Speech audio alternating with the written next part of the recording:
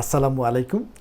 মাহে রমজান ও কৃষির গল্প আমাদের এই লাইভ প্রোগ্রাম থেকে আপনাদেরকে সবাইকে শুভেচ্ছা জানাচ্ছি। দেখতে দেখতে 22টি রমজান চলে যাচ্ছে। আসলে রমজানই শেষ হয়ে যাচ্ছে। আমাদের কাছে যেটা মনে হচ্ছে যে খুব ভালো দিনগুলো কাটলো, রমজানটা খুব ভালো কাটলো। আল্লাহর কাছে প্রার্থনা করি আগামী বছরে যেন আপনাদের সবাইকে নিয়ে আমরা যেন ঠিক সুন্দরভাবে রমজান পালন করতে পারি। আমরা রমজান উপলক্ষে মাহে রমজান ও কৃষির গল্প, আসলে এটা ছিল 90 মিনিট স্কুলিং, গ্রিন বাংলাদেশের একটা অংশ। সেখান থেকে 90 মিনিট স্কুলিং থেকে আমরা যখন 90 মিনিট স্কুলিংয়ে গ্যাদারিং করতে পারলাম না করোনার জন্য, তখন আমরা শুরু করলাম এক কাপ চা ও কৃষির গল্প। এক কাপ চা ও কৃষির গল্প করতে গিয়ে আমাদের কাছে মনে হলো যে এতদিন 90 মিনিট স্কুলিংয়ে যারা ঢাকার বাইরে আছেন তারা আসতে পারতেন না, তাদের প্রশ্নের উত্তরগুলো কিন্তু আমরা সহজেই দিতে পারছিলাম। তারপর রমজান আসলো। রমজান আসার পর আমরা শুরু করলাম মাহে রমজান ও কৃষির গল্প।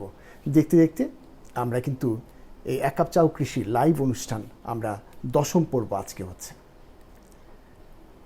আমার কাছে মনে হচ্ছে খুবই ইফেক্টিভ হবে টেকনোলজি, ইনফরমেশন আমরা যদি দ্রুত আপনাদের কাছে পৌঁছে দিতে পারি।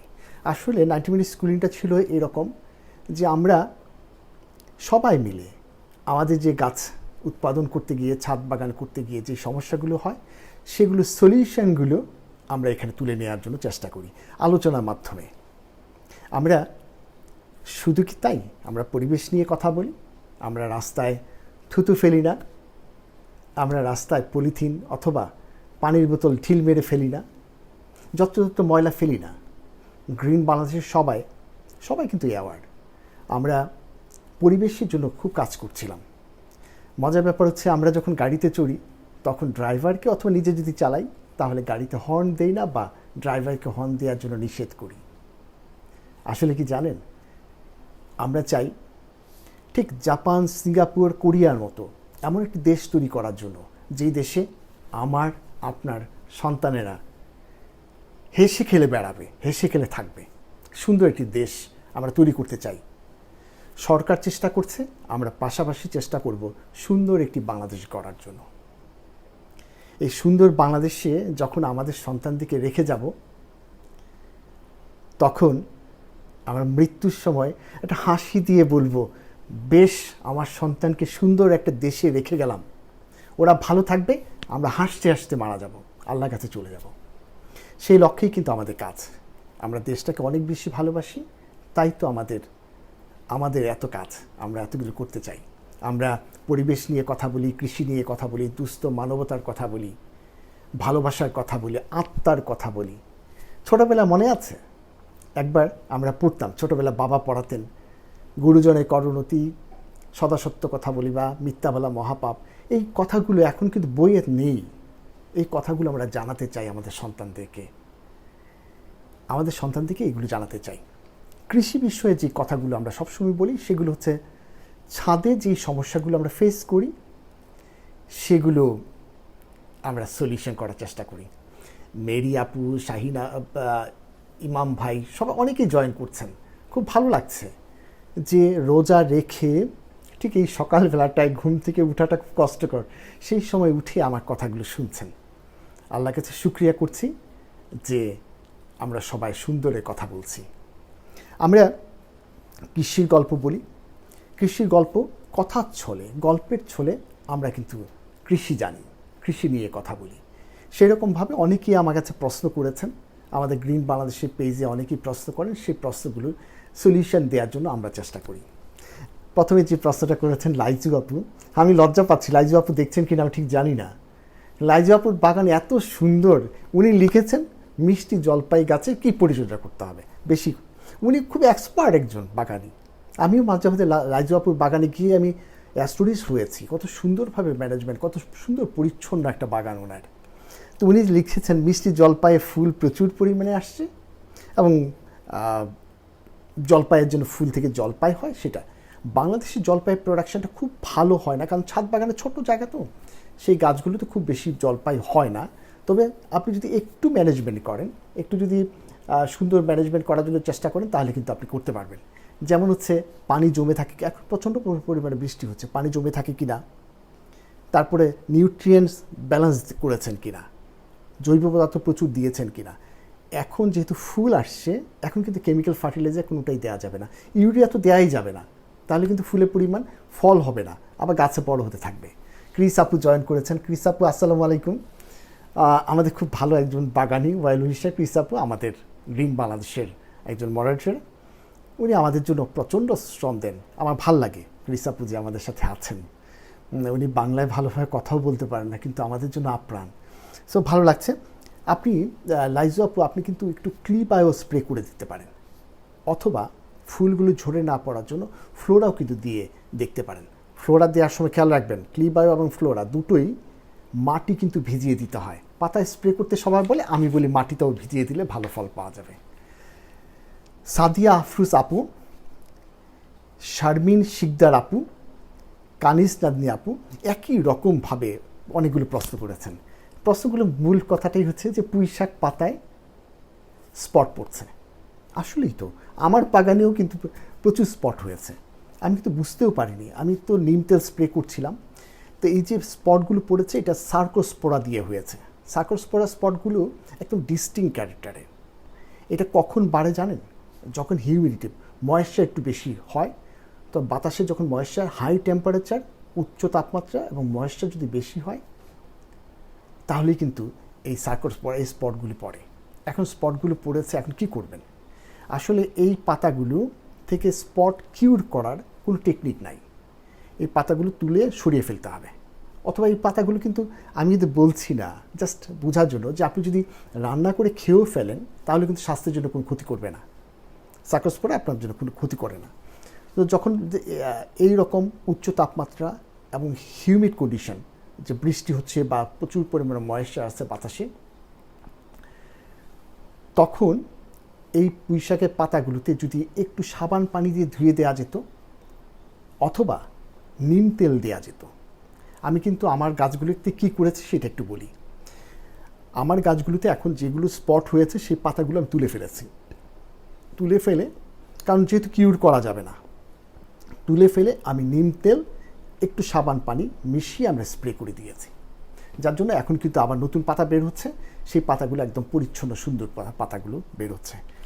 তবে আপনি যদি মনে করেন অনেকগুলো স্পট কন্ট্রোল করা যাচ্ছে না নিম তেল দিয়ে, তাহলে বৌদ্ধ মিক্সচার, আমরা 90 মিনিট স্কুলিং কিন্তু শিখিয়েছিলাম, কপার ফাঞ্জিসাইড বৌদ্ধ মিক্সচার, আপনি ঘরে তৈরি করে আপনি কিন্তু বৌদ্ধ মিক্সচার তৈরি করতে পারেন। যদি তা না থাকে, যে কোনো ফাঞ্জিসাইড, অনেক রকমের বাজারে ফাঞ্জিসাইড পাওয়া যায়, সেগুলো 1-2 বার স্প্রে করতে হবে। 1 বার বা 2 বার স্প্রে করলেই যথেষ্ট। মনে রাখবেন, পুঁই পাতা কিন্তু আপনি তুলে নিয়ে পাতাটাই খাবেন। সো স্প্রে করার পরে মিনিমাম 7 দিন যেন কোনো রকমের পাতা না তোলা হয়, সেদিকে কিন্তু খেয়াল রাখতে হবে। সেটা কিন্তু খুবই ইম্পর্ট্যান্ট। তো আমি বলছি যে পুরনো পাতাগুলো ফেলে দিয়ে আপনি যে কোনো ফাঞ্জিসাইড অথবা শুধুমাত্র বৌদ্ধ মিক্সচার স্প্রে করলেও কিন্তু ভালো হয়ে যাবে। দেলোয়ার হোসেন দিলু ভাই লিখেছেন, ওনার বানানা ম্যাঙ্গো গাছ আছে, আমার ছাদেও আছে বানানা ম্যাঙ্গো, খুবই সুন্দর ম্যাঙ্গোগুলো, খুব লম্বা হয়ে আছে। উনি বলছেন যে আমগুলো ছিদ্র করে ফেলছে পোকায়, ফ্রুট ফ্লাই।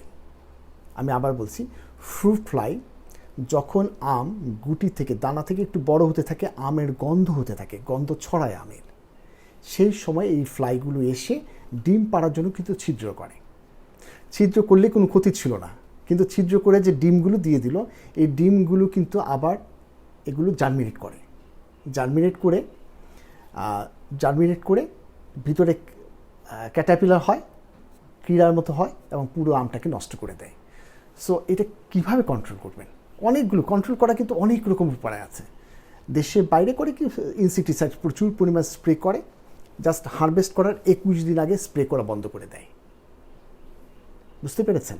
সো আমরা সেটা যেতে যাচ্ছি না, আমরা যেতে চাই আমাদের ছাদ বাগানে কীভাবে কন্ট্রোল করা যায়। আপনি বিভিন্ন রকমের ফেরোমন ট্র্যাপ পাওয়া যায়, নিম তেল স্প্রে করলে হয়, এই পোকাগুলো কিন্তু দেখা যায়, লাইট ট্র্যাপ দিয়ে করতে পারেন, অথবা আপনি যদি ইয়েলো স্টিকি টেপ লাগিয়ে দেন এই ফ্রুট ফ্লাই ধরার জন্য, সেটা যদি লাগিয়ে দেন, তাহলেও কিন্তু এই পোকাগুলো আটকে যাবে, আটকে কিন্তু মারা যায়।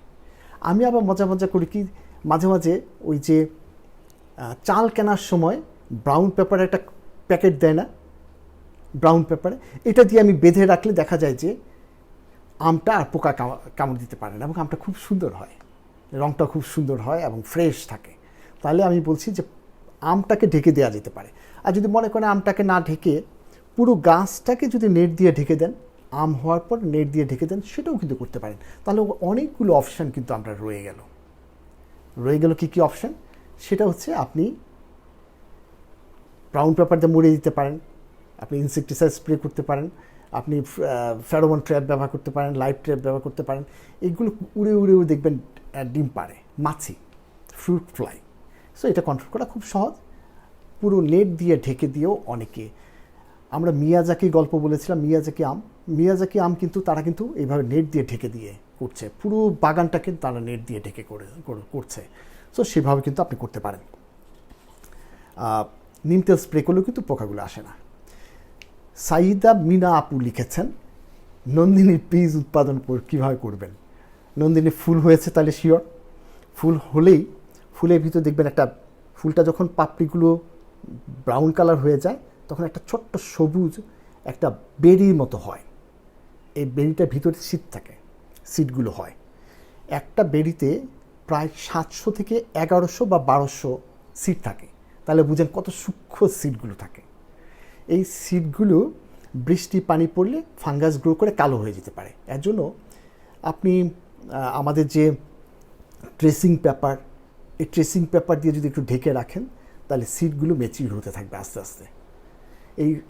এই ম্যাচিউর হলে তুলে নিয়ে আসলে আপনার সিড হয়ে গেল। এখন সিড থেকে চারা উৎপাদন করা একটু ডিফিকাল্ট। আপনি ইচ্ছে করলে চারা তৈরি করতে পারবেন, কিন্তু রোসেট হয়ে যাওয়ার, রোসেট মানে বামন প্রকৃতির হয়ে যাওয়ার চারাগুলো এইরকম সম্ভাবনা থাকে। সেটার জন্য একটু টেকনিক্যাল নলেজ হলেই আমরা একদিন শিখিয়ে দিব, তখন আমরা চারা উৎপাদন করা শিখিয়ে দেবো। নন্দিনী চারা, ঘরে ঘরে চারা উৎপাদন করতে পারবো। সাইয়েদা কাজল আপু কিন্তু একটা সুন্দর প্রশ্ন করেছেন। এখনকার ক্রুশিয়াল সমস্যা যেটা পেয়ারা এবং আনার, ওনার গাছে প্রচুর পরিমাণে পেয়ারা আনার হয়, কিন্তু এগুলো সবগুলো খুব স্লো বড় হচ্ছে এবং খুব আগে বড় হতো, এখন কিন্তু বড় হচ্ছে না। সেটা মেইন কারণটা হচ্ছে, অনেকগুলো কারণ আছে। কারণ হচ্ছে আপনার খাবার সে হয়তো বা পাচ্ছে না। ভাইরাস হলে গাছ কিন্তু ডোয়ার্ফ হয়ে যাবে, কিন্তু ফলটা পরে কমবে, কিন্তু খাবার যেহেতু অভাব হয়েছে তার জন্য কিন্তু আপনার ফলগুলো ছোট হয়ে যাচ্ছে। তো খাবার ম্যানেজমেন্ট করা কিন্তু আমরা বারবারই শিখিয়েছি যে খাবার, এমনও তো হতে পারে আপনি খাবার দিচ্ছেন কিন্তু গাছ তুলতে পারছে না। কেন তুলতে পারে না এটা বলতে পারবেন আপু? আমরা কিন্তু 90 মিনিট স্কুলিংয়ে কিন্তু বলেছিলাম যে পিএইচ, মাটির পিএইচ যদি সুইটেবল না থাকে তাহলে কখনো কখনো গাছ কিন্তু তুলতে পারে না, এই কি বলে, গাছ কিন্তু নিউট্রিয়েন্ট তুলতে পারে না। আমি জাস্ট আপনাদেরকে একটু কষ্ট দিচ্ছি, একটা স্লাইড দেখানোর চেষ্টা করছি। দেখেন, এরকম সয়েলের পিএইচ হচ্ছে অ্যাসিড হবে খুব বেশি। যখন আমরা সার দিই তখন কিন্তু অ্যাসিডিক হয়ে যায়। তখন দেখা যায় যে আমাদের গাছের জন্য সব নিউট্রিয়েন্টগুলো, আমরা জানি কিন্তু কয়টা নিউট্রিয়েন্ট আছে, সেই নিউট্রিয়েন্টগুলো 6 থেকে 5.5 থেকে আমাদের এই পিএইচ মাপার যন্ত্র এই 5 থেকে 5.5 থেকে 6.5 এই জায়গাতে নিউট্রিয়েন্টগুলো খুব বেশি অ্যাভেলেবল হয়। কেমন? এখানে খুব সুন্দর করে দেখানো আছে। এখানে খেয়াল করে দেখেন, এখানে সমস্ত নিউট্রিয়েন্টগুলো, গাছের গ্রোথের জন্য সমস্ত নিউট্রিয়েন্টগুলো পাওয়া যায়। তাহলে পিএইচ কত রাখতে হবে? 5.5 থেকে 6.5 বা 7 পর্যন্ত। এই জায়গাতে নিউট্রিয়েন্ট যদি পিএইচটা থাকে তাহলে কিন্তু আপনার গাছের গ্রোথ কিন্তু ভালো হবে, সুন্দর হবে। সেদিকে খেয়াল রেখে গাছের যখনই ফল দেখবেন ছোট হচ্ছে, নষ্ট হয়ে যাচ্ছে, তখনই কিন্তু একটু করে চুন দিতে হবে। এখন আপনি চুন দিবেন, চুন কোনটা দিবেন সেটা আমরা কিন্তু 90 মিনিট স্কুলিংয়ে বারবার বলেছি। চুন বাজারে যেটা আমরা পানের দোকানে পাওয়া যায়, এটা ক্যালসিয়াম কার্বনেট, এইটা ক্যালসিয়াম কার্বনেট। আবার কেউ ডলোমাইট দিতে পছন্দ করেন। কিছুই না, পার্থক্য কিন্তু খুব বেশি না, শুধু ম্যাগনেসিয়াম অ্যাড করা হয়েছে। ক্যালসিয়াম ম্যাগনেসিয়াম বাইকার্বনেট, এটা হচ্ছে ক্যালসিয়াম কার্বনেট চুনটা, আর ডলোমাইটটা হচ্ছে ক্যালসিয়াম ম্যাগনেসিয়াম বাইকার্বনেট। তো খুব বেশি পার্থক্য না, আপনি চুন দিলেও যথেষ্ট। চুন দিবে। কিন্তু জিপসাম দিলে, অনেকে আবার জিপসাম বলে, জিপসাম দিলে কিন্তু হবে না, কারণ হচ্ছে ক্যালসিয়াম সালফেট, ওইটা কিন্তু পিএইচ কমাবে না, বাড়াবে না। সো আমরা আবার গল্পতে চলে যাই। যেটা বলছিলাম যে আপনি একটু চুন দিয়ে দেখতে পারেন। চুন যদি দেন তাহলে নিউট্রিয়েন্ট আপটেক করার ক্ষমতা বাড়বে। আর জৈব পদার্থ, ভার্মিটি, এগুলো দেওয়ার জন্য চেষ্টা করেন, তাহলে দেখবেন ফলগুলো বড় হতে থাকবে। রুহিনা তাসমিন জাহান, উনি একটা ক্রুশিয়াল সমস্যা নিয়ে কথা বলেছেন। উনি লিখেছেন যে পেয়ারা ঝরে যাচ্ছে, পেয়ারাগুলো ওনার ঝরে যাচ্ছে, এবং খেয়াল করে দেখবেন পেয়ারা ছোট ছোট অবস্থায় কালো কালো হয়ে ঝরে যায়। এগুলো একটা হচ্ছে পলিনেশনের অভাবে, খুব ভালো পলিনেশন না হলে একটা হয়, আর একটা হচ্ছে ফাঙ্গাল ইনফেকশন। এর জন্য আমি বলি যখন ছোট পেয়ারা হয় তখন সাবান পানি এবং নিম তেল দিয়ে, আমরা গত ক্লাসে বলেছিলাম যে সাবান পানি এবং নিম তেল কতটুকু, 2 লিটার পানিতে 2 ফোঁটা লিকুইড সাবান আর 2 থেকে 3 ফোঁটা নিম তেল দিয়ে যদি স্প্রে করি, ফাঙ্গাস গ্রো করবে না, পোকা গ্রো করবে না, আর দেখবেন ফল ড্রপের পরিমাণও কমে যাবে। সেদিকে আপনি একটু খেয়াল রাখবেন। ইনসেক্ট হতে পারে, ইনসেক্ট হচ্ছে এফিড এবং মিলিবাগ হতে পারে, আর সেগুলো কন্ট্রোল করতে হবে। আর ডিজিজ হলে তো পড়েই যায়, সেদিকে একটু খেয়াল রাখবেন। আর যদি দেখেন যে তারপরেও পড়ে যাচ্ছে, তাহলে একটু ফ্লোরা স্প্রে করে দেখতে পারেন। ফ্লোরা কোথায় স্প্রে করতে হবে? পাতায় এবং মাটিতেও স্প্রে করতে হবে, সেটা কিন্তু একটু খেয়াল রাখবেন। দুটো জায়গায় যেন স্প্রে করি আমরা। অনেকেই অনেক প্রশ্ন করেছেন। ইফতেখার আলম সামি ভাই লিখেছেন, গাছের গোড়া মালচিংয়ের জন্য কাঠের গুঁড়া দেওয়া যায় কিনা? দিতে নিষেধ নেই, তবে কাঠের গুঁড়া যদি কাঁচা থাকে তাহলে দেখবেন সেগুলো শিকড়কে পচিয়ে দিবে। কাঠের গুঁড়া শুকিয়ে যদি ব্যবহার করেন, তাহলে খেয়াল করে দেখেন কাঠের গুঁড়া যখন দেওয়া হয় তাতে একটু পানি দিলে দেখবেন একটা পচা রস বের হয়, এবং সেটা কিন্তু শিকড়কে পচিয়ে ফেলে। সো আমি বলি কি, মালচিংয়ের জন্য সবচেয়ে ভালো কি জানেন? সবচেয়ে ভালো হচ্ছে কোকো ডাস্ট। আপনি যদি প্লাস্টিক মালচ দিতে পারেন তাহলে তো আরও ভালো। আপনার খড় ব্যবহার করতে পারেন, খড় দিতে পারেন, কচুরি পানা দিতে পারেন। তাহলে মালচিংয়ের জন্য অনেকগুলো আছে। কাঠের গুঁড়াটা না ব্যবহার করেই ভালো। বিতর্ক তৈরি করতে চাচ্ছি না। কাঠের গুঁড়াটা কেন? কাঠের গুঁড়ার রস তৈরি করে একটা, এই রসটা গাছকে পচিয়ে ফেলতে পারে, সেদিকে একটু খেয়াল রাখবেন। মোহাম্মদ মাসুম ভাই লিখেছেন, আমি কিন্তু খুব দুঃখ পেয়েছি মাসুম ভাই। উনি ফ্লোরা 2 লিটার পানিতে 2 ফোঁটা দিচ্ছেন, কিন্তু ফ্লোরার যে গায়ে লেখা আছে 2 ml পার লিটার। কেন আপনি 2 ফোঁটা দিচ্ছেন? 2 ফোঁটা তো খুব কম হয়ে গেল। 2 ml পার লিটারে, তাহলে 4 ml দিবেন 2 লিটারে, তাই না? সো 2 ফোঁটা দিলে তো হবে না। সো আপনি ওই ডোজটা একটু গায়ে লেখাটা দেখে সেই মাত্রায় যে কোনো পরিমাণ পানিতে মিশিয়ে আপনি তৈরি করতে পারেন, সেভাবে খেয়াল রাখবেন। আমাদের নতুন সদস্য আজকেও দেখলাম কিছুক্ষণ আগে উনি জয়েন করেছেন, যেমন আর আপু, আপনাকে অবশ্যই আমাদের গ্রোয়িং বাংলাদেশ 90 মিনিট স্কুলিং এবং আজকের এই লাইভ সব জায়গায় আপনাকে শুভেচ্ছা জানাচ্ছি। আসলে আমি একটা কথা বলতে চাই, যারা আজকে লাইভে আমাদের সাথে আছেন, বাংলাদেশে অনেকেই কিন্তু জানে না যে আমরা কৃষি নিয়ে এই ধরনের কথাগুলো বলছি। আপনারা প্লিজ আপনাদের বন্ধু থেকে জানিয়ে দেন, যারা আগ্রহী গাছ করেন তাদেরকে একটু জানিয়ে দেন যে গ্রিন বাংলাদেশ 90 মিনিট স্কুলিং আমাদের লাইভগুলো এই জিনিসগুলো হয়, তখন দেখবেন অনেক মানুষ কিন্তু বেনিফিট পাবে। যেমন আর আপু, আপনি আসছেন, আমাদের জন্য খুবই প্রাউডের ব্যাপার। আমরা সবাই মিলে ভালোবাসার কথা বলি, বন্ধনের কথা বলি, সুন্দর জীবনের কথা বলি, সন্তানকে ভালো রাখার কথা বলি। সো আপনাকে শুভেচ্ছা জানাচ্ছি। শাহরিয়ার উজ্জ্বল ভাই লিখেছেন, উনি জিপসাম ব্যবহার করতেন পিএইচ কমানোর জন্য। আসলে জিপসামের পিএইচ কমে না। জিপসাম হচ্ছে সালফেট থাকে, কার্বনেট ছাড়া কিন্তু কমাতে পারে না। সো আপনি চুন, ডলচুন বা যে কোনো চুন, এই চুনগুলো ব্যবহার করবেন, এবং চুনগুলো হাফ ড্রামে সাধারণত 2 থেকে 3 টেবিল স্পুন হাফ ড্রামে। আচ্ছা বলুন তো, গাছ আছে আপনার? গাছ আছে নাকি নর্মাল মাটি? যদি গাছ থাকে তাহলে তখন কেমন করে দিবেন চুনগুলো? সহজ বুদ্ধিটা হচ্ছে, আপনি চুন পানের দোকান থেকে চুন নিয়ে আসলেন, একটা ব্রাউন পেপারের ভিতরে ঢুকিয়ে দিয়েছে। ব্রাউন পেপারের মুখটা খুলে পানি ছিটা দেন। ছিটা দিলে এই চাকাগুলো হিট জেনারেট করে দেবেন। একটা রাত্রে রেখে দিলে সব পাউডার হয়ে যাবে একদম। আপনার কিন্তু ভাঙতেও হবে না, আপনি পানি ছিটা দিয়ে রেখে দেন, দেখবেন চুন সবগুলো পাউডার হয়ে গিয়েছে। সো যদি পাউডার হয়ে যায় তখন একটা ড্রামের জন্য, হাফ ড্রামের জন্য 2 টেবিল স্পুন আমি আবার বলছি 2 টেবিল স্পুন দিলেই যথেষ্ট। বছরে মিনিমাম একবার হলেও কিন্তু চুন দিবেন। চুন মাইক্রো ক্লাইমেট চেঞ্জ করে, নিউট্রিয়েন্ট অ্যাভেলেবিলিটি করে, রোগ প্রতিরোধী ক্ষমতা করে, সব কিছু মিলে চুন কিন্তু খুব ভালো লাগে। আচ্ছা, বলতে পারবেন আপনার টমেটো গাছে অথবা স্কোয়াশ গাছে অথবা মরিচ গাছে চুন অথবা ক্যালসিয়ামের অভাব হয়েছে, তার সিমটমটা নিচ থেকে পচে যায়, মনে হয় যে পচে গিয়েছে, আসলে হচ্ছে ক্যালসিয়ামের অভাব। সো চুন কিন্তু ওই ক্যালসিয়ামের অভাবটাও ফিল আপ করে, সেদিকে খেয়াল রাখবেন। ঠিক আছে শাহরিয়ার ভাই, আমি আশা করছি জিপসামও কিন্তু উপকার হয়, পিএইচ কন্ট্রোল করে না। সানজিদা আক্তার আপু লিখেছেন, মিষ্টি তেঁতুল গাছে প্রচুর ফুল এসেছে, গতবার ফল হয়নি, গতবারে ফুল আসছিল, ফল হয়নি।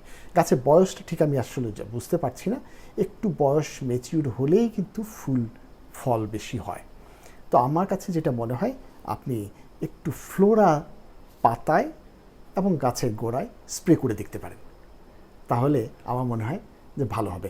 আর অর্গানিক ম্যাটার কিন্তু প্রতি বছরই কিন্তু দিতে হবে। আর এই বছর এই ফুলগুলো ফল হয়ে যাওয়া অথবা ঝরে যাওয়ার পরে আপনি কিন্তু একটু গাছ ডালপালা প্রুনিং করে দিবেন। প্রুনিং গাছের জন্য খুবই ভালো, মাঝে মাঝে প্রুন করে দিবেন।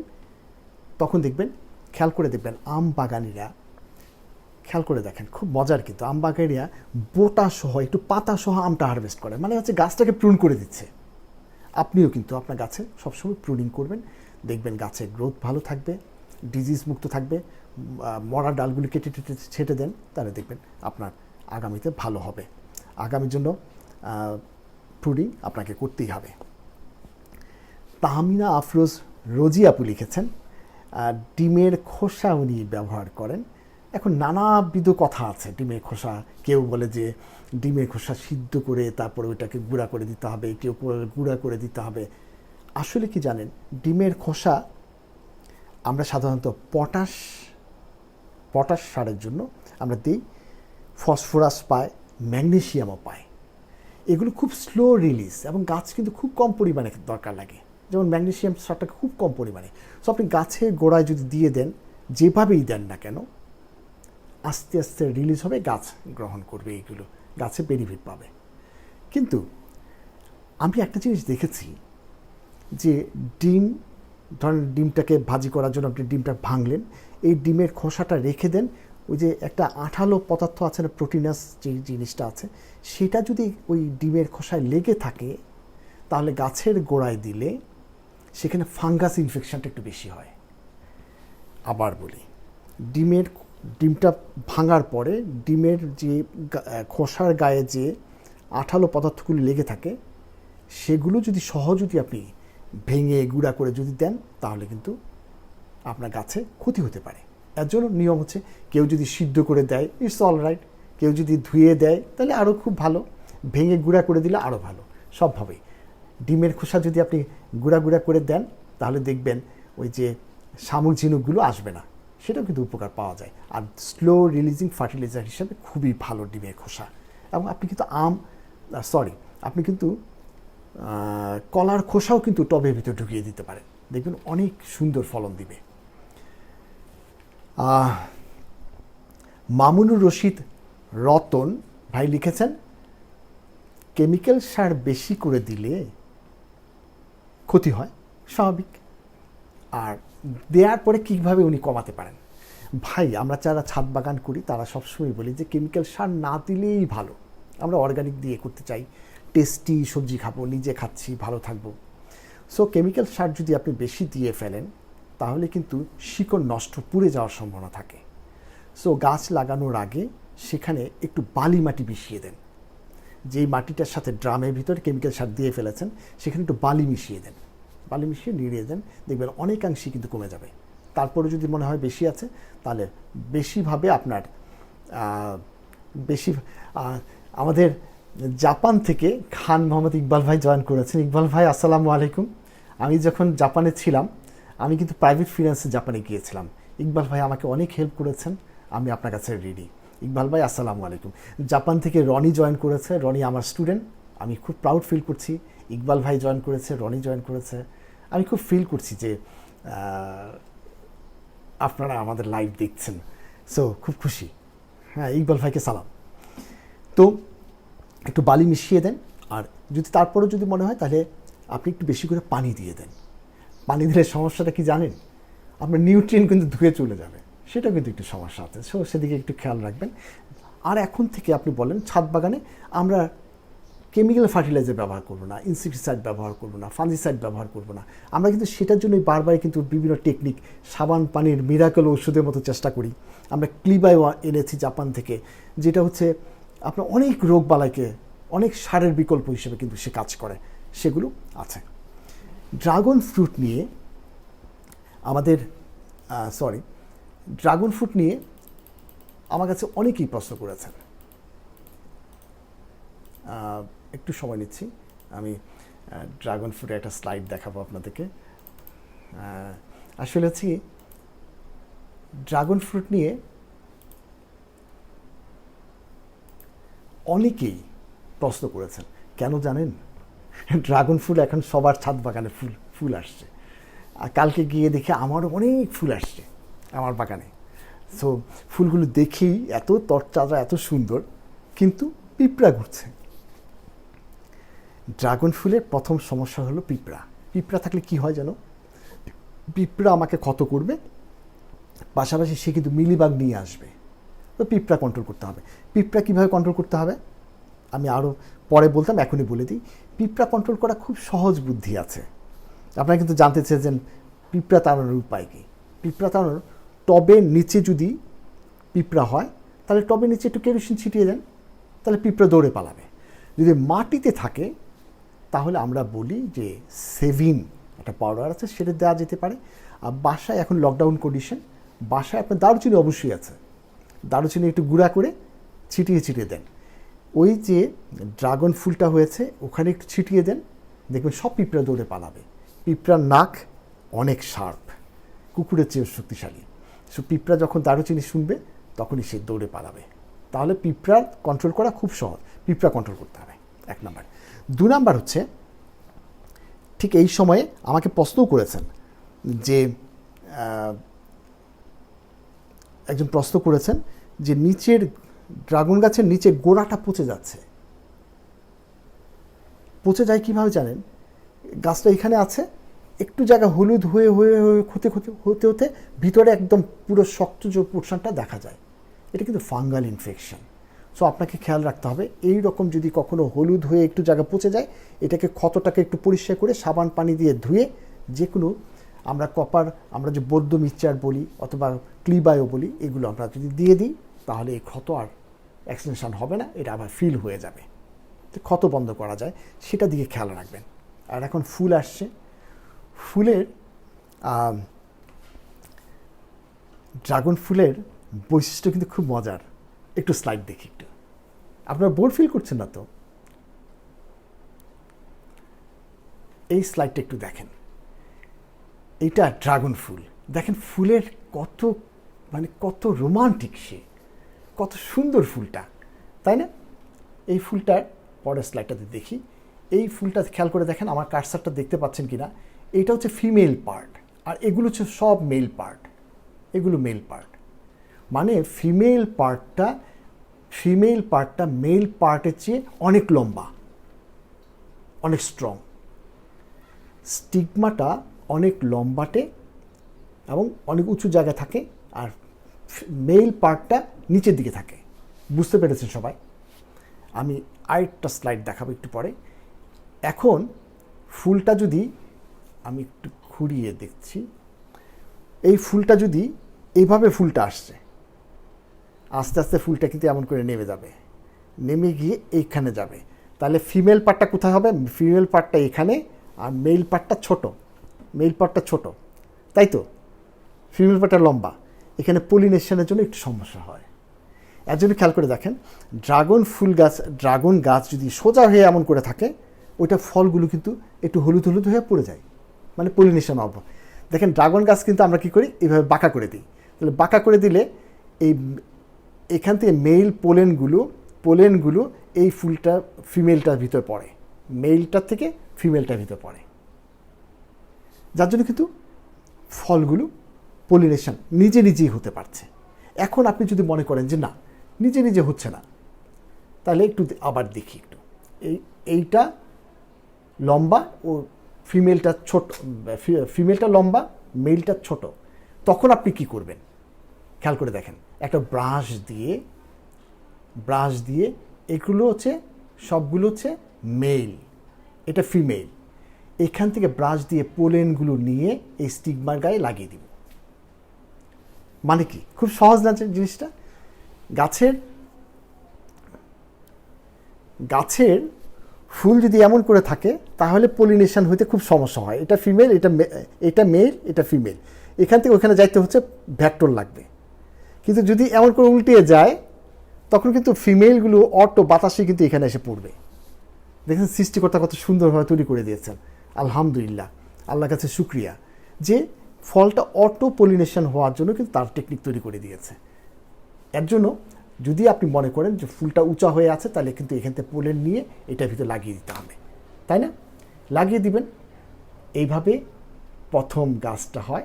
তারপরে দেখেন অটো কিন্তু নিচের দিকে ঝুলে যায়। আমাকে প্রশ্ন করেছেন একজন যে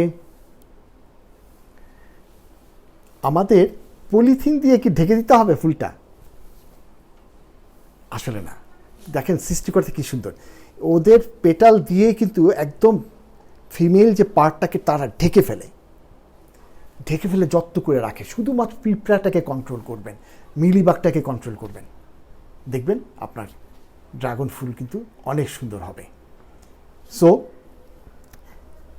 খেয়াল রাখবেন, ড্রাগন ফ্রুট পিঁপড়া কন্ট্রোল করতে হবে। পিঁপড়া কন্ট্রোল করার জন্য ছাই দিলে কন্ট্রোল হয়, দারুচিনি পাউডার দিলে কন্ট্রোল হয়, সেটা তো বললামই।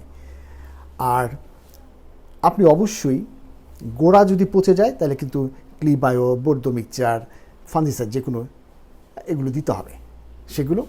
আর ড্রাগন গাছের পলিথিন দিয়ে, লাকি আপু সুন্দর একটা প্রশ্ন করে, পলিথিন দিয়ে কি ঢাকতে হবে কিনা? পলিথিন দিয়ে ঢাকতে হবে না, কারণ পাপড়ি দিয়ে কিন্তু সে কিন্তু এইভাবে ঢেকে রেখে দিয়েছে, দেখেন কি সুন্দর লীলা।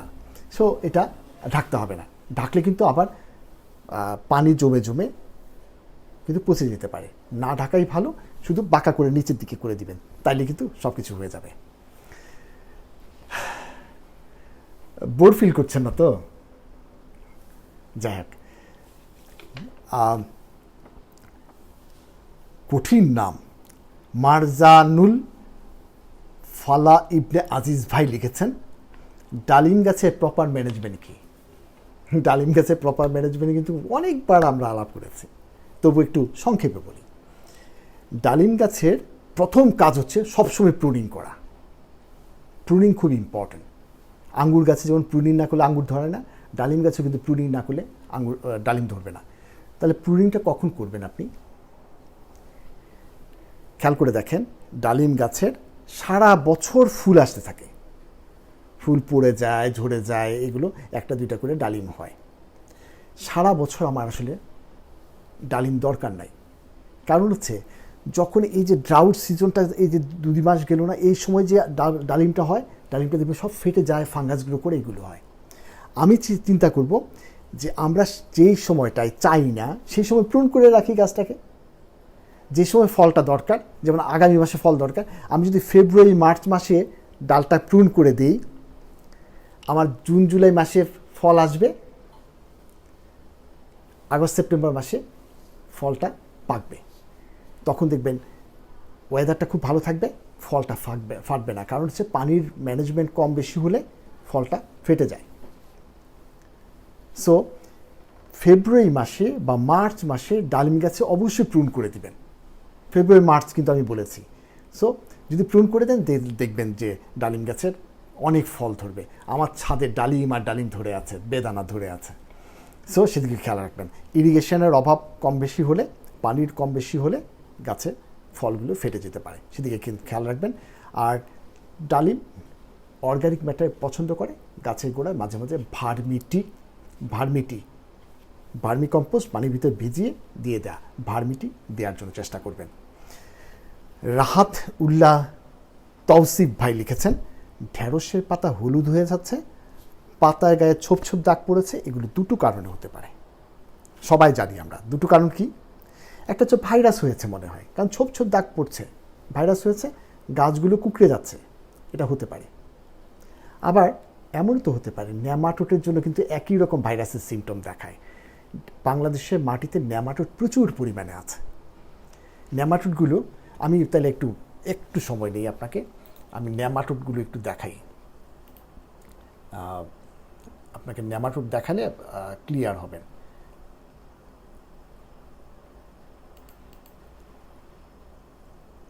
আচ্ছা,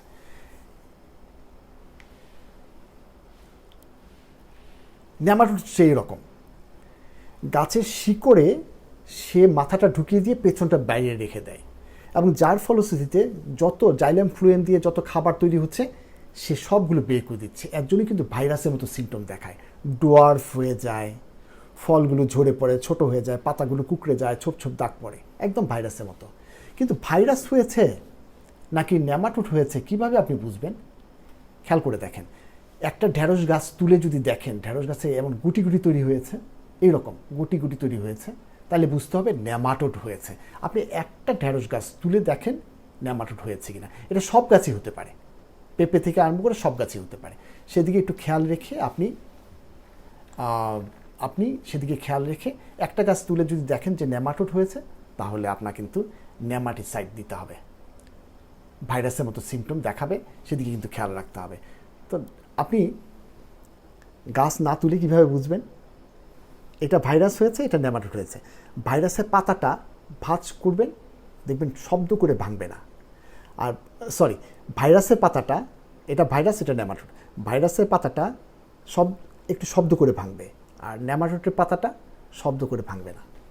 এইটা দিয়েও কিন্তু আপনি একটু বুঝতে পারেন যে নেমাটোড হয়েছে না ভাইরাস। তবে আমি বলবো ঢেঁড়স গাছের গোড়ায় আপনি কার্বোফুরান অথবা ফুরারান, নেমাটোডের জন্য ওষুধ, এটা কিন্তু খুব পাওয়ারফুল ওষুধ। কিন্তু আপনি ধরে নিয়েছেন যে 7 দিন বা 15 দিন পরে আপনি হারভেস্ট করবেন, তাহলে মাটিতে এটা দিবেন। কি বললাম, যে কোনো নেমাটোড মারার জন্য যে কোনো ওষুধ, যেমন হচ্ছে কার্বোফুরান বা ফুরারান, এগুলো আপনি মাটিতে ছিটিয়ে গাছের গোড়া দিয়ে দিলে সবগুলো নেমাটোড মরে যাবে। আবার গাছের পাতাগুলো দেখবেন কুকড়ানো বন্ধ হয়ে যাবে, ছোপ ছোপ দাগ পড়া বন্ধ হয়ে যাবে। সেদিকেও কিন্তু খেয়াল রেখে কাজ করতে পারেন। জুলি আক্তার লিখেছেন, ছাদ বাগানে কলা গাছ লাগানোর মাটি তৈরি কীভাবে করতে হয়। সব গাছের জন্য একই রকম মাটি তৈরি পদ্ধতি, তবে ছাদ বাগানে আমি যেটা বলি কি, ছাদ বাগানে বাতাস খুব বেশি, আমি একটু অ্যাভয়েড করি কলা গাছ লাগানো। তবে কলা গাছ সেই জায়গাতে লাগাবেন, সেই জায়গাতে যেন বাতাসটা একটু কম লাগে, ঝড়ের বাতাসগুলো যেন কম লাগে। সেদিকে মাটি তৈরি করা একই পদ্ধতি, কিন্তু খেয়াল রাখতে হবে যেখান থেকে আপনি কলা গাছটাকে সাকারটা কালেকশন করেছেন সেটা খেয়াল রাখবেন সেখানে যেন নেমাটোড না থাকে, অথবা ফিউজারিয়াম না থাকে। ফিউজারিয়াম আপনি কলা বাগান দেখেছেন? অবশ্যই দেখেছেন। দেখবেন কলা বাগানের গাছের পাতাগুলো সবগুলো ব্রাউন হয়ে কেমন যেন গাছটা মরে যাচ্ছে, গাছটা কাটলে ভিতরে দেখা যায় একটা রিংয়ের মতো আছে, এটা হচ্ছে ফিউজারিয়াম দিয়ে হয়। ফিউজারিয়াম কন্ট্রোল করা, ফিউজারিয়াম মাটিতে থাকে, নেমাটোডও মাটিতে থাকে। এর জন্য গাছটা তুলে যদি আপনি নিয়ে আসেন আপনার ছাদে, তাহলে ছাদে কিন্তু এই ফিউজারিয়াম চলে আসলো, সারা জীবনের জন্য কিন্তু এখানে থাকবে আপনার এখানে। সেদিকে একটু সুস্থ চারা নিয়ে এসে লাগাবেন, তা না হলে কিন্তু ছাদ বাগানের মাটিটা ফিউজারিয়াম দিয়ে অ্যাটাক হয়ে যাবে, নেমাটোড দিয়ে অ্যাটাক হয়ে যাবে। সেদিকে খেয়াল রেখে একটু করবেন। আর যদি ছাদ বাগানে আপনি কলা গাছ লাগানি, তাহলে আমার থেকে একবার ক্লিবায়ো নিয়ে পুরো গাছটাকে ভিজিয়ে, মানে কলা গাছ লাগানোর পর পুরো গাছটাকে ভিজিয়ে দিন, তাহলে ফিউজারিয়াম সব মরে যাবে। সেটাও আপনি করবেন। শাহিন ইমাম ভাই লিখেছেন, ছাদে উনি 3টি বেড তৈরি করেছেন, মাটি ও কোকোপিট দিয়েছেন। কোকোপিট দিয়ে উনি তৈরি করেছেন। মাটির কোকোপিট দেওয়াটা মানে মাটির ওজনটা কমিয়ে দেওয়া। কিন্তু ভাই আপনি এত নিচু করলেন কেন? 1 ফিটের চেয়ে কম যদি উচ্চতা হয়, তাহলে কিন্তু আপনি আম গাছ, ওইসব গাছগুলো, ফলের গাছগুলো লাগাতে পারছেন না, একটু নিচু হয়ে গিয়েছে। যাই হোক, আপনি যে নিচু জায়গাটায় প্রচুর পরিমাণে একটু চুন দিয়ে নেবেন, সেভিন দিয়ে নেবেন যেন পিঁপড়া না ধরে, আর ফুরারান দিয়ে নেবেন যেন আপনার ন্যামাটোড না থাকে সেটার জন্য। আর যেহেতু আপনি নিচু বেড করেছেন, সবজি যত রকমের সবজি আছে, বেগুন, মরিচ, ঢেঁড়স অথবা চিচিঙ্গা, চালকুমড়া সব কিছু করতে পারবেন। লাল শাক, ডাঁটা শাক, পালং শাক সব কিছু করতে পারবেন। শুধুমাত্র ফলের গাছগুলোর জন্য ছোট হয়ে গিয়েছে, সেভাবে আপনি চেষ্টা করেন। আপনি চালকুমড়া, ঝিঙ্গা, চিচিঙ্গা, উচ্ছে, করলা সব কিছু আপনি করতে পারবেন। কামরুল হাসান সাকিল ভাই লিখেছেন, মালটা গাছে পাতা কুঁচকে যাচ্ছে। মালটা, লেবু সবগুলো একই রকম। দুটো কারণ হতে পারে, যে ন্যামাটোডের কারণ হতে পারে, তারপরে ভাইরাসের কারণ হতে পারে। একটু চেক করে নেবেন আগে যেটা বলেছি। আবার মাইটস হইলে, মাইটস হলেও কিন্তু পাতা কুঁকড়ে যায়, সেটার জন্য সাবান পানি দিয়ে ধুয়ে নিতে হবে। সেদিকে একটু খেয়াল রেখে আপনি করলেই হয়ে যাবে।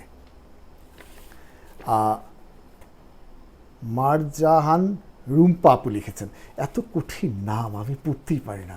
আমি প্রায়শই বলি যে আমার বাবাই ভালো ছিল, জামাল নাম রেখেছেন। জামালটা কেমন? আপনি রিক্সায় চড়েন, এই রিক্সাওয়ালা তোমার নাম কি? বলবে জামাল। আপনি চায়ের স্টলে যান, এই বেটা চা দে তো, 2 কাপ চা দে। কী নাম তোর? বলবে জামাল। জামাল নামটা এত সহজ, যে কেউ মনে রাখতে পারে। সো এই কঠিন নামগুলোর থেকে সহজ নাম রাখলেই ভালো। এখনকার মেয়েরা তো অনেক কঠিন কঠিন নাম রাখে, অ্যানাবেনা, নষ্ট, সাইটোনোমা, ক্যালিপোডিস, টলিপোডিস, এইসব কঠিন কঠিন নাম। সো আমি মনে রাখতে পারি না। আমার নামই ভালো, জামাল। জামাল কামাল 2 ভাই, আমার ভাইয়ের নামও কামাল। আমার ভাই মনে হয় দেখছে লাইভে। যাই হোক, নূরজাহান রুম্পা আপু লিখেছেন, গোলাপ, জারবেরা, মরিচ গাছে পাতা হলুদ হয়ে যাচ্ছে। আমার কাছে যেটা মনে হচ্ছে যে নিউট্রিয়েন্ট আপটেক করতে পারছে না, প্রপারলি নিউট্রিকে আপটেক যদি না করতে পারে তাহলেই কিন্তু এই সমস্যাগুলো দেয়। কেন? মাটিতে কি নিউট্রিয়েন্ট নেই? অবশ্যই নিউট্রিয়েন্ট দিয়েছেন আপনি। তাহলে নিউট্রিয়েন্ট আপটেক না করার পিছনে কারণ হচ্ছে পিএস হতে পারে। আপনি একবার চুন দিয়ে দেখতে পারেন। এখন গাছ আছে, সেই জায়গায় চুন দেওয়ার পদ্ধতি আগে বলেছি। চুনের সমস্ত টেম্পারেচার রিলিজ করে দিয়ে গাছের 2-4 পাশে মাটিগুলো নিড়িয়ে দিয়ে সামান্য পরিমাণে পর্যায়ক্রমে চুন একবার বেশি দিয়েন না। এবং যেদিন চুনটা দিবেন সেদিনে পানি দিয়েন না। পানি দিলে হঠাৎ করে গরম হতে পারে, শিকড়গুলো পুড়ে যেতে পারে।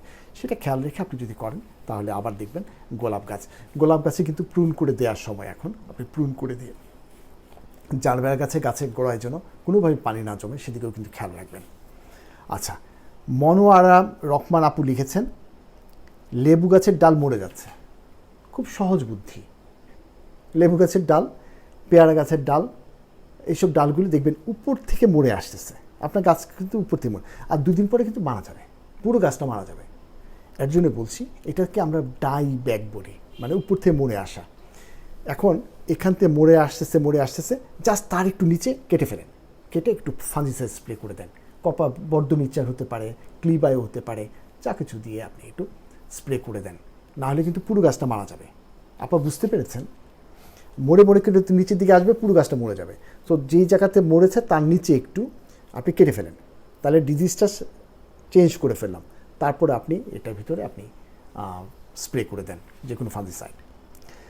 চৈতি মনিরা আপু লিখেছেন, রঙ্গন গাছে পাতা শুকিয়ে কালো হয়ে যাচ্ছে।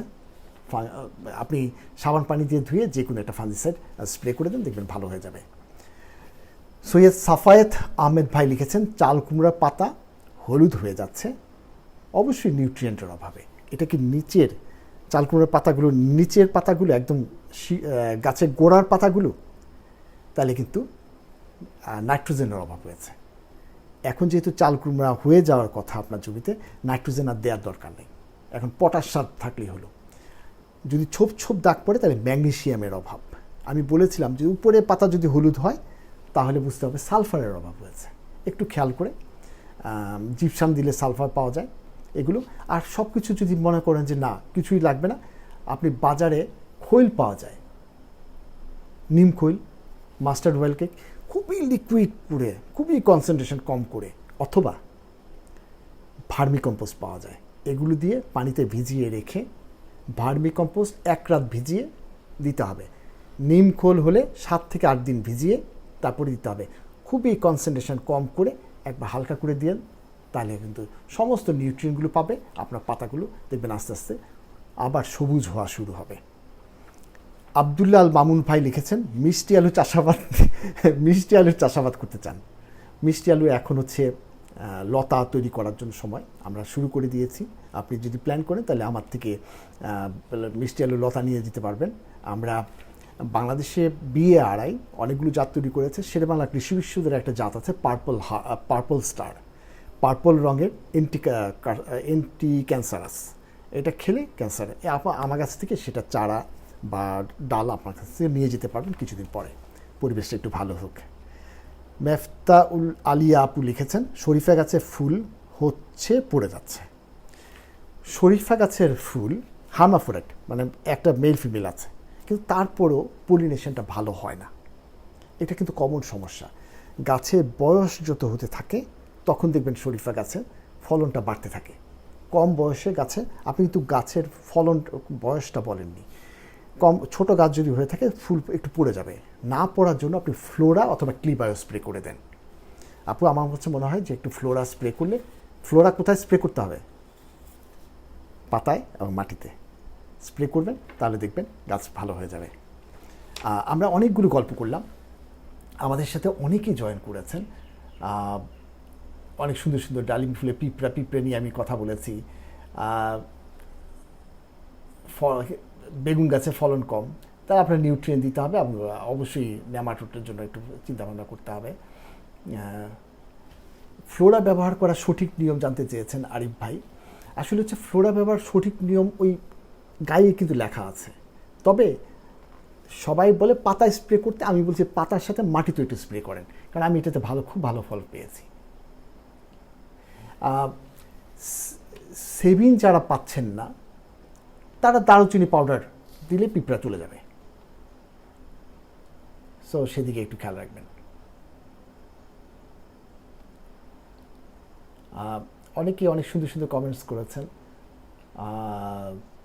আমি অলরেডি মোটামুটি সেগুলো টাচ করেছি।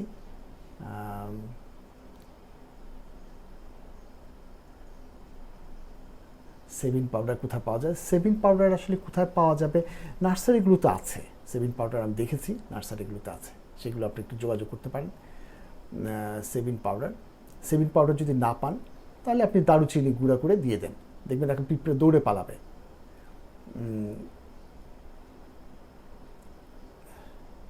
তো আমরা অনেক গল্প করে ফেললাম আজকে, সো গল্প শেষ করি। ঈদের আগের দিন বা তার আগের দিন আমাদের মাহের রমজান কৃষি গল্প হবে, আমরা ইনশাআল্লাহ সেদিন করব ঈদের শুভেচ্ছা জানানোর জন্য, সেদিন দেখা হবে।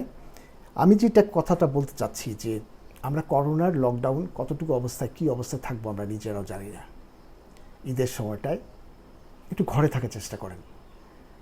ঘরে যদি থাকেন তাহলে আপনার ঘরে করোনা ঢুকতে পারবে না। আপনি যদি বাইরে যান আপনি করোনা নিয়ে আসবেন ঘরের প্রিয়জনকে অসুস্থ করার জন্য, যতটুকু পারেন। আচ্ছা বলেন তো, শপিং কি করতেই হবে? শপিং করতেই হবে? একটা ঈদ, আপনার প্রিয়জনগুলো, মানুষগুলো কত কষ্টে আছে, কত সাফার করছে, কত মানুষ চলে যাচ্ছে, আপনার ঈদের শপিং করতে হবে? প্লিজ, ঈদের শপিং করতে না গেলেই হয়তো আমরা বেঁচে যাব। প্লিজ, একটা ঈদ যদি আমরা ঘরে বসে থাকি, আগামী অনেক ঈদ করতে পারবো একসাথে। সেই দিনগুলো, ভালো দিনগুলো আসুক, সেটার জন্যই তো আমরা ঘরে আছি। আপনাদের যারা ঘরে বন্দি আছেন তাদের ব্যালকনি থেকে রৌদ্র পড়ে? যদি ব্যালকনিতে রৌদ্র পড়ে, আর যদি না পড়ে তাহলে ছাদে আপনার যে প্রিয়জন মানুষগুলো আছে, আপনার সন্তান, আপনার বয়স্ক বাবা মা, তাদেরকে নিয়ে একটু ছাদে বা ব্যালকনিতে একটু রৌদ্র লাগাবেন গায়ে। যদি রৌদ্র লাগান তাহলে কিন্তু তাহলে আপনার ভিটামিন ডি তৈরি হবে। গবেষকরা কিন্তু বলেছে ভিটামিন ডি এর অভাবেই কিন্তু আজকে আমরা অনেকটাই রেজিস্ট্যান্স হতে পারছি না। দেখেন মাঠ পর্যায়ে যারা কাজ করছে, বাইরে যারা কাজ করছে, তাদের কিন্তু অনেকাংশেই অ্যাটাকও কম করছে, এবং যারা রৌদ্রে কাজ করছে তাদের অ্যাটাকও কম করছে, এবং তারা সুস্থ হওয়ার সম্ভাবনা বেশি রয়ে গিয়েছে। আমরা তাই সন্তান বা আমাদের সবার ফ্যামিলি মেম্বারদের ভালো থাকার জন্য ঘরে থাকা দরকার। আমরা বৃষ্টি হচ্ছে, ছাদ বাগানের টবে অথবা ছাদে যেন পানি না জমে থাকে সেদিকে একটু খেয়াল রাখবেন। আরেকটা রিকোয়েস্ট করছি, অনেকেই আমার কাছে বলেছে যে আমরা তো জানিই না, তো সম্ভব হলে আপনারা আপনার বন্ধুদেরকে জানাবেন গ্রিন বাংলাদেশ এই ধরনের কাজগুলো করে আমাদের পাশে থাকার জন্য। আমরা আপনাদের সহযোগিতায় আমরা কিন্তু আরেকটা কাজ নিতে চাচ্ছি যে 2-1 দিনের মাঝেই আমরা কিন্তু দুস্থদের পাশে দাঁড়াবো। আপনারা অনেকেই আমাদের সহযোগিতা করেছেন, আমি ধন্যবাদ জানাচ্ছি এই সহযোগিতা করার জন্য। হ্যাঁ, তো আমার একটা স্টুডেন্ট আমার সাথে ইউনিভার্সিটি আছে, মনি বারবার বলছে যে স্যার ওই গল্পে গল্পে জানাশোনার গল্প কিন্তু আপনি করছেন না। সো আসলে ও বোঝানোর চেষ্টা করছে, ওর খুব মজা, ও সারাক্ষণ এটা পিছনে লেগে আছে, কে কী আনসার দিল, কি বললো এগুলো নিয়ে, এবং আমার কাছে এসে এসে বলে স্যার ওই ম্যাডামটা কিন্তু খুব সুন্দর উত্তর দিয়েছে। ও আবার এই যে আমরা যে একটা কমিটি করেছি, জাজ করেছি লটারি করার জন্য, ও এই কমিটিটা দেখাশোনা করে। সো গল্পে গল্পে জানাশোনা মজার খেলা, এটা কিন্তু খেলা না, এটা হচ্ছে একটা সুন্দর সময় পার করা। আমি আপনি আমরা এই যে স্ট্রেস নিয়ে যে ঘরে আছি সেই সময়টা থেকে একটু বের হতে চাই। কেন? আমরা কিছুক্ষণ হলেও এটা নিয়ে একটু নাড়াচাড়া করব। আর গল্পে গল্পে জানাশোনা একটু যদি জেনেই ফেলি অসুবিধা কোথায়? আমরা চাই আপনি আমি সবাই ভালো থাকি, সুস্থ থাকি। আমরা একটা সুন্দর বাংলাদেশ গড়তে চাই, যে বাংলাদেশে আমার সন্তানকে রেখে যাব, আমাদের সন্তানকে রেখে যাব, মৃত্যুর সময় হাসতে হাসতে বলবো আমার সোনার বাংলা আমি তোমায় ভালোবাসি। মৃত্যুতেও ভয় নেই, কারণ সন্তানকে তো সুন্দর একটি দেশে রেখে গেলাম।